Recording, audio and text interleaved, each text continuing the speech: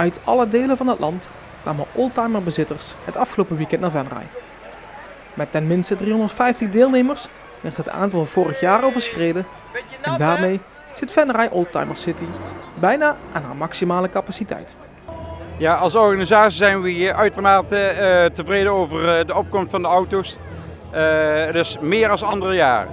Dus we zijn zeer tevreden. Dit jaar is volle bak op het Gouden Leeuwterrein. En ja, meer auto's kunnen er eigenlijk niet meer bij. Dus het is eigenlijk gewoon volle bak. Oldtimers van alle merken en leeftijden kwamen voorbij op de pleinen.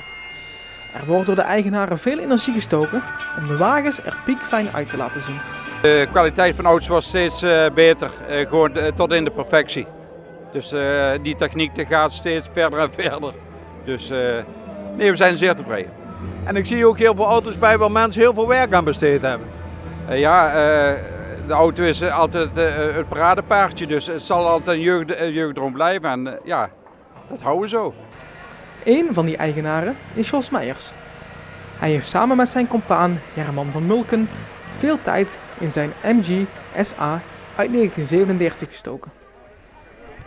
Zelf kocht hij die wagen in 2002, in een heel andere staat.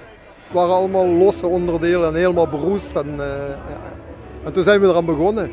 En is nou sinds een half jaar is die klaar. Dus we hebben er ongeveer 14 jaar aan gewerkt.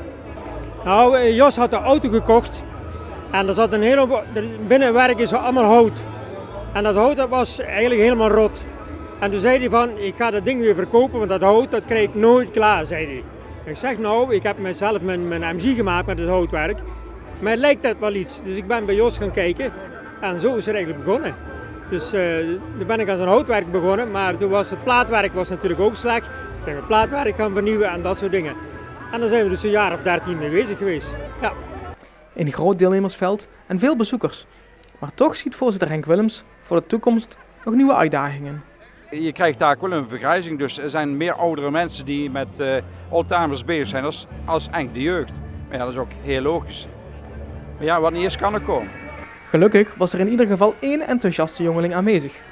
Namelijk Corvette-fan Bram. Jij bent liefhebber van Corvettes, of niet? Ja, zeker. Ik vind ze heel mooi. V8 geluid vind ik ook helemaal super. Ik vind ze echt heel leuk. Ja. En hoe komt dat? Hoe ben je daar zo verliefd op geworden? Nou, ik heb ooit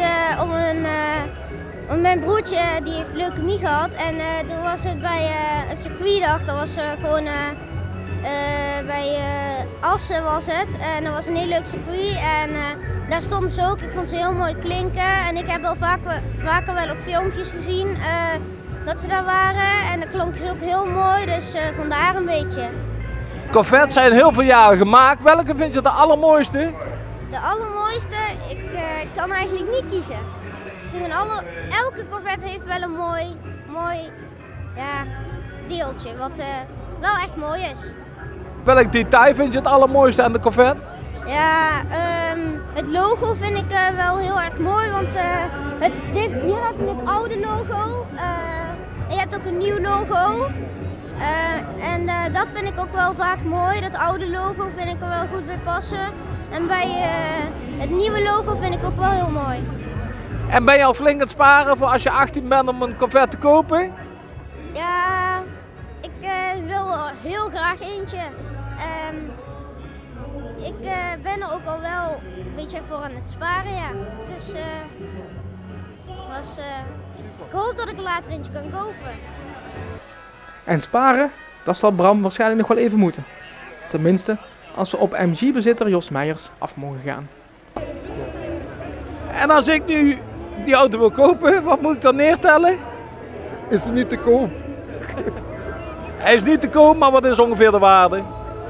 Ja, de 120.000 denk ik. Daar is hij voor getaxeerd. Dus. De tijd die Jos Meijers in zijn MG heeft gestoken, werd door de jury in ieder geval beloond. Zijn wagen werd namelijk uitgeroepen tot mooiste klassieker en ook tot mooiste Britse klassieker van het auto-evenement.